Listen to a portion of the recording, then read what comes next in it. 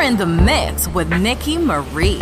This is Vernae Taylor, and I am an Authorpreneur, and you are listening to my interview with Nikimari. You could mentally say that you are a better person than you were before, then you are at least winning, because our mental thoughts, fears, concerns, all of those things can play with our minds, and then we become unhappy, and then we stop being creative. The financial piece, I always feel, will come. I'd rather be sane than sorry. Absolutely. Yeah, say that healthy. again. You know, I'd rather be healthy in my mind and my body and my soul than in my pocket, if that say makes that sense. again. Say that again.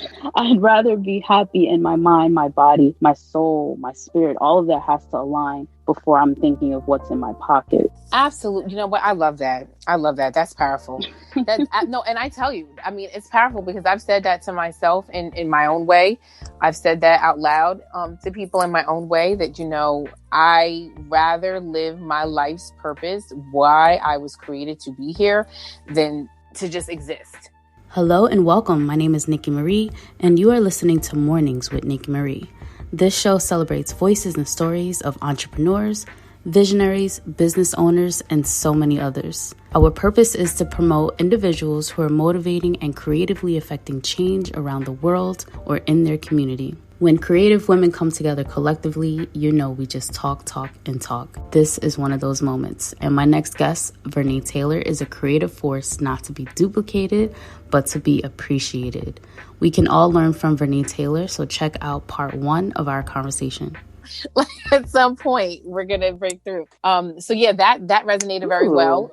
So well, that's a great segue. Oh yes, breakthrough. Oh my goodness, you know, there's a backstory there, and I'm happy that you were able to express yourself through that process. And yes, one of the things that peaked out for me was your relationship with men, and I kind of wanted to have that conversation. Yes, because as someone who experienced my own personal sexual assault, I'm like, how is my relationship with men, or even my father, how has this all collectively come together?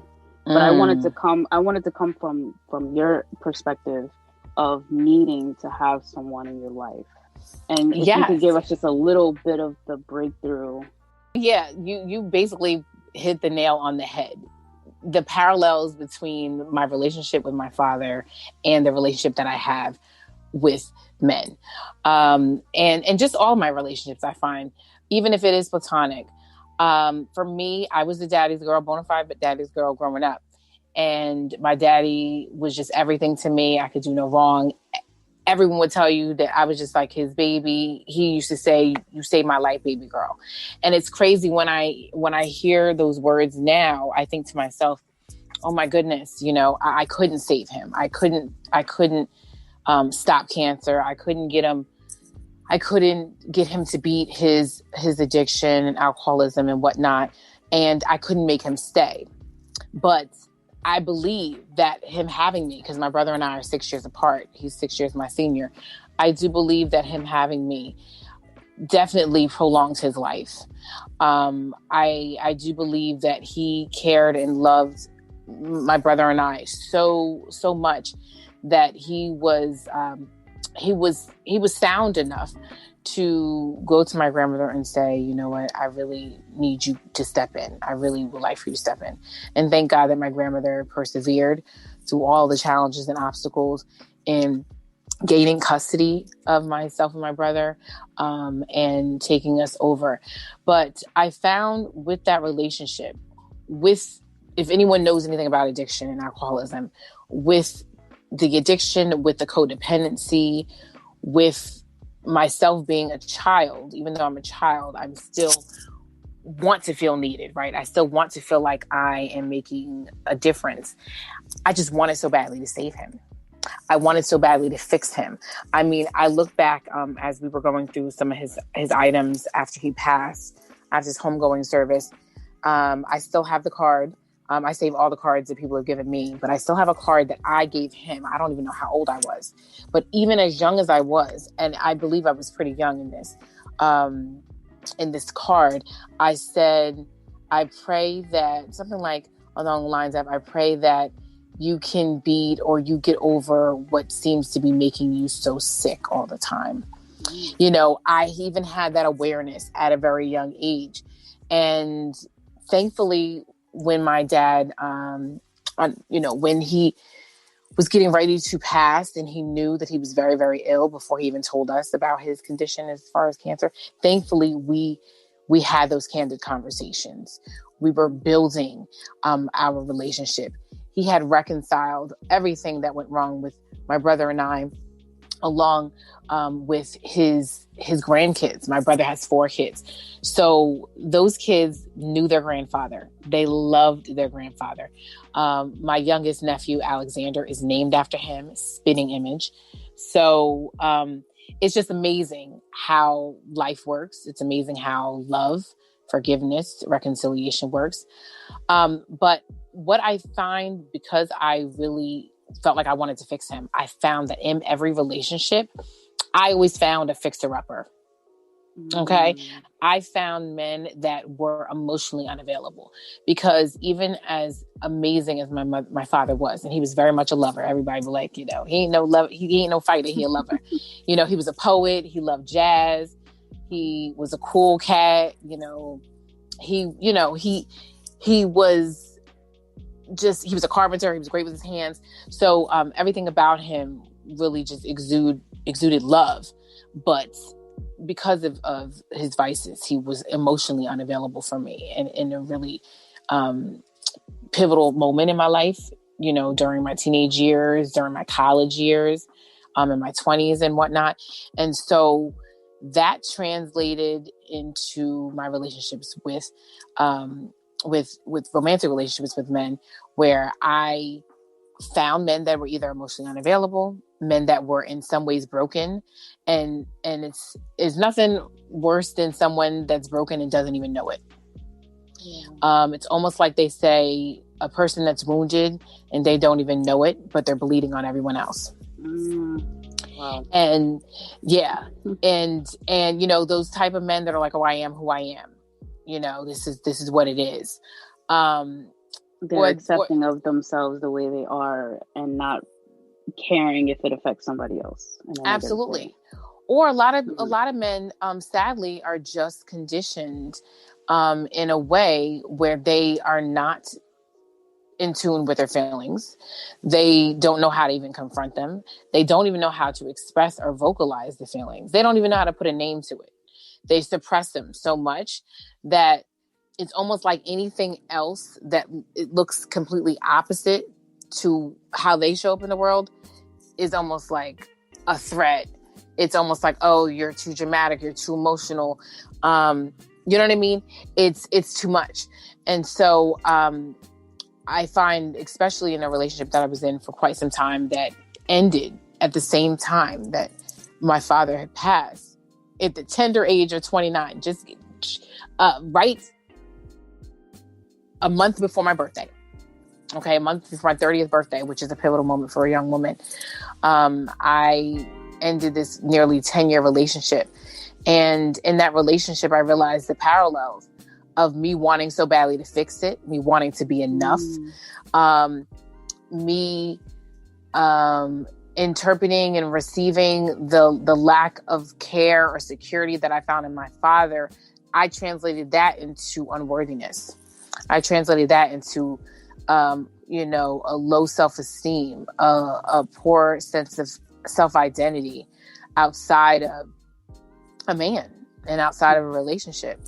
So, it wasn't until, and it's crazy to say, it's one of those things when they say hindsight is 20/20, or when you look back in retrospect, it's always very clear. When I look back, I think about after losing my father, after ending this near 10-year relationship, I really had to die to my former self, or whoever it is that I thought I was then.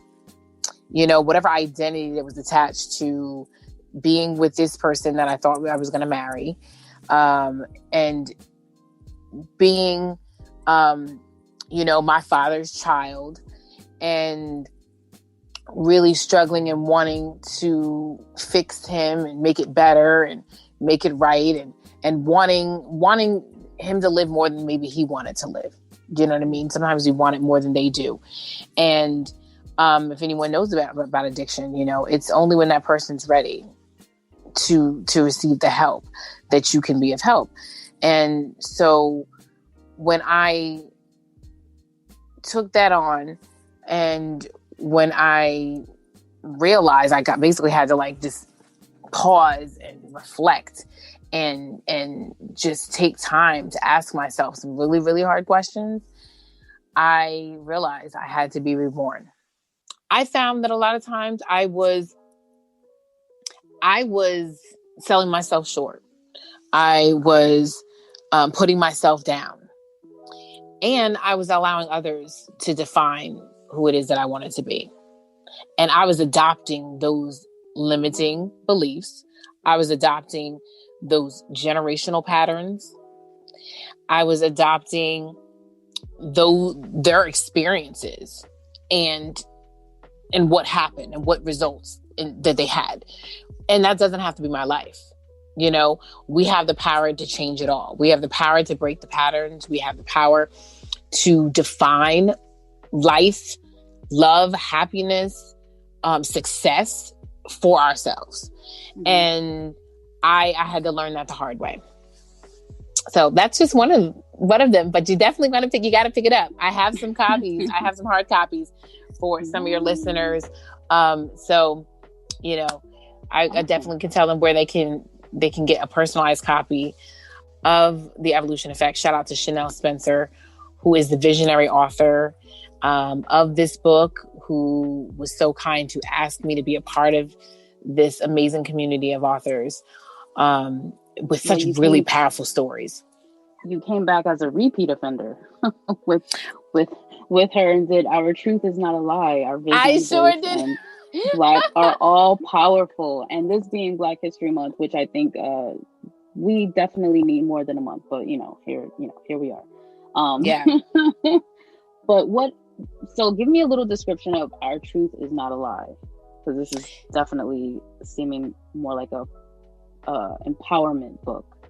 Absolutely, it is. Absolutely. And it's an educational book as well for those. And I really encourage those that are listening that are not Black, they're not African American, they are not a part of the African diaspora at all. I really would encourage them to pick it up, because it's an educational piece to see the world through our eyes.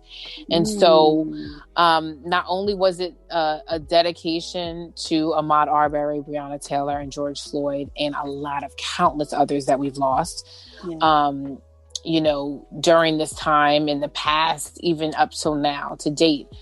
But it's also a dedication to our people. It's a way that we can come together and celebrate in our Blackness and our beauty, and take pride in who we are.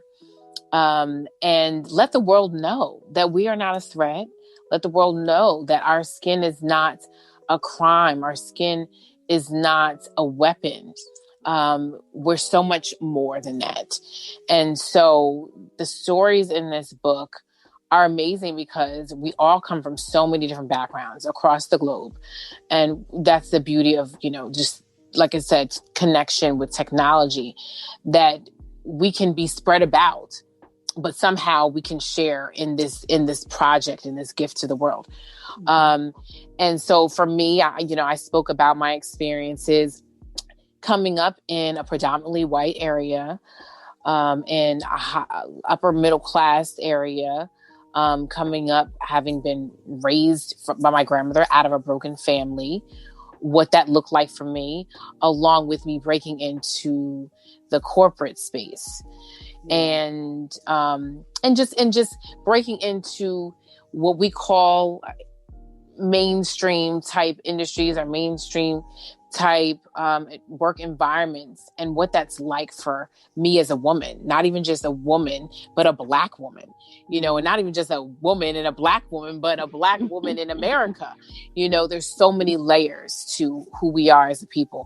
But yeah, life started for me when I was mourning the death of my father at 57 years old, and the demise of a near 10-year relationship from a man that I thought I was going to marry. You know, all of these things, we think of these really low points in our lives that caused us to really like rise up for ourselves, stand up for ourselves, redefine what we're going to be and who we're going to be. And that's how it all came together. I talked about how devastating things happen in your life when you're in that moment where you feel like it's dark, and that darkness turns into light after you've gone through something, and now you're rising out of that darkness like the phoenix. Yeah, absolutely. So, I love that. I told my story, a little bit of my story on Voyage magazine. I'm a former resident of Miami, so they featured me in the Rising Stars. Oh, that's awesome. Congratulations. Thank you.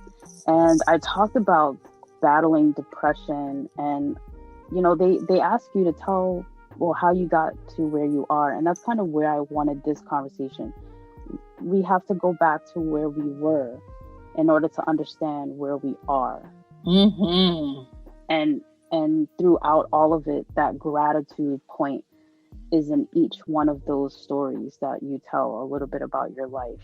Absolutely. That there's a moment of thankfulness, there's a moment of courage, there's a moment of appreciation, there's a moment of darkness. But here you are stepping into the light of your greatness and your purpose. And that's why it took me so long to get to this moment of life as an entrepreneur, or life of an entrepreneur, because how many entrepreneurs have been like the door has been slammed in their face. Someone has told them no. Someone has told them they can't. I'm not going to do this to get this. Right. I am an entrepreneur. I am an author, a poet. Just so many different things that you have going on, and I'm grateful that we were able to have this conversation and this connection. And I have this room on Clubhouse where we talk about the career transition, those moments that were unexpected, those moments that were expected, and how you planned and moved forward, not just mentally, but you put yourself at a better situation financially. I know a lot of us are still striving for that financial piece, but I think the biggest I still don't have it. Still don't have it.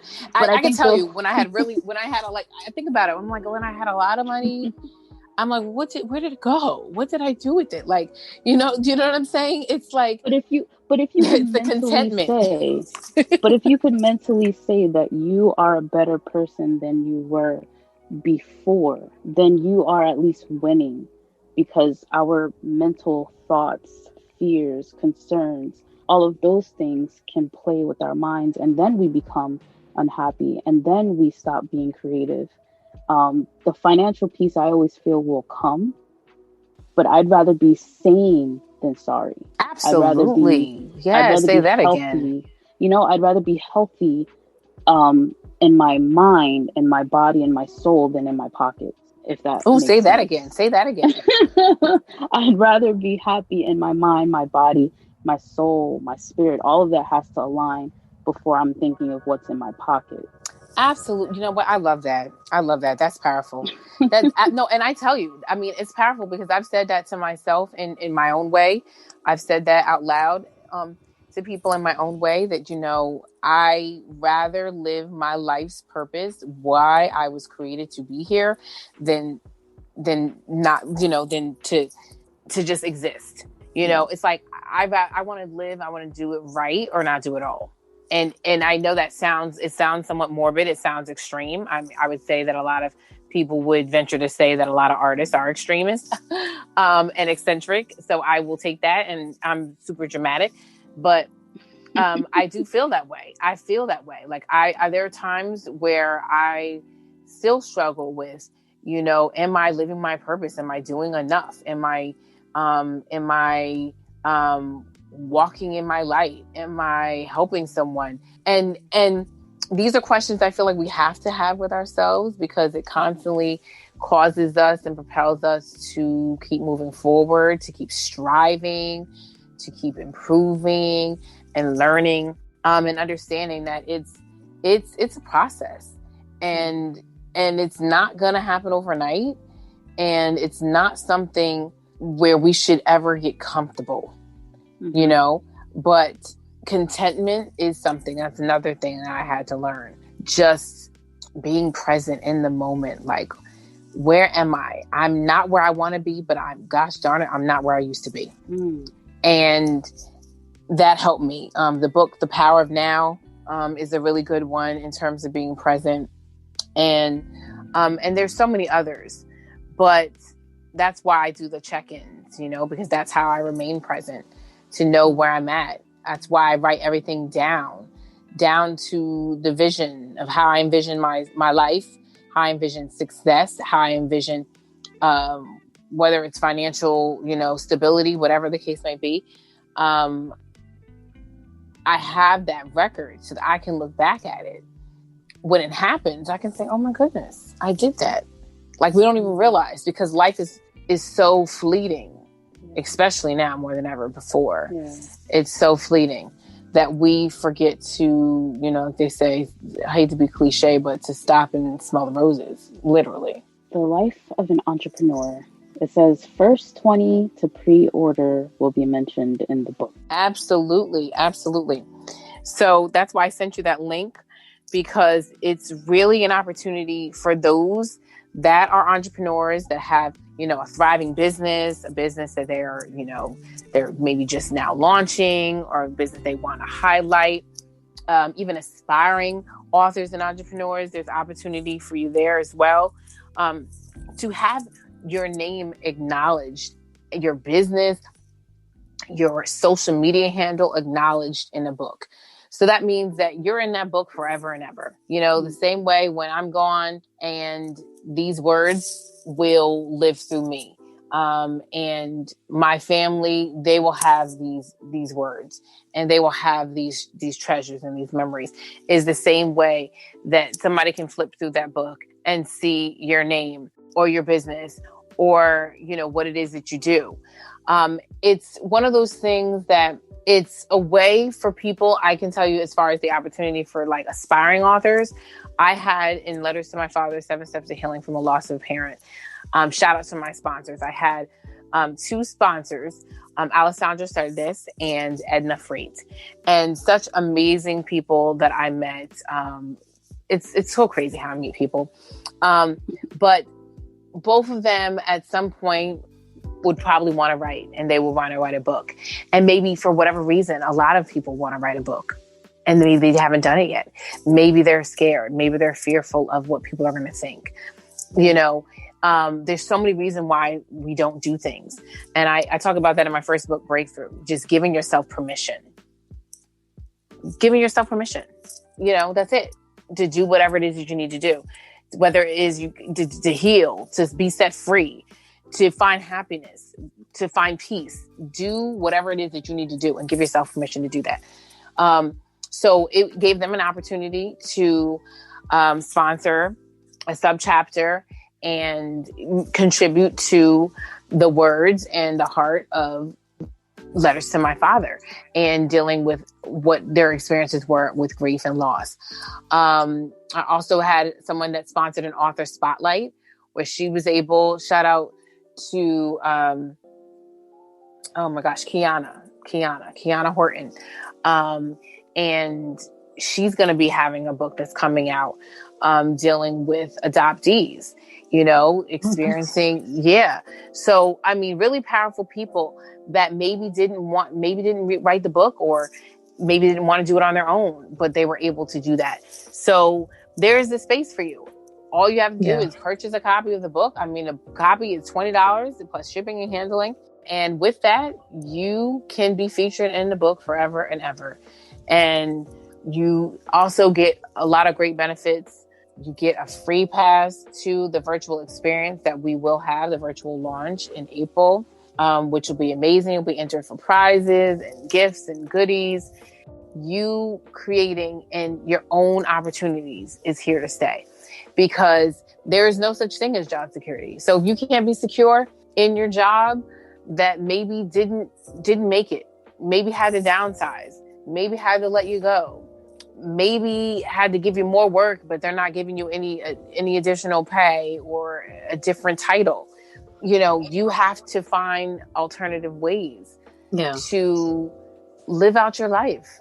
So Clubhouse is going to be on Friday the 19th. Yes, Friday the 19th. It will be 6 p.m. Pacific time, as my good friend, she is on the West Coast, and then 9 p.m. on the East Coast. We will be in the Clubhouse for those that are dealing with grief and loss. Come share in the space, come to reflect, come to acknowledge dialogue, and most importantly, build and figure out how you can navigate and facilitate your healing. That's really important. And I am your girl, Vernae Taylor. I'm here to assist you in moving from a place of loss and grief, whatever that might look like for you, whether that loss is not even the loss of a parent or the loss of a child. It may be a loss of something else that, you know, you have had or that you were accustomed to for so long. Stepping into your confidence and daring to live life on purpose.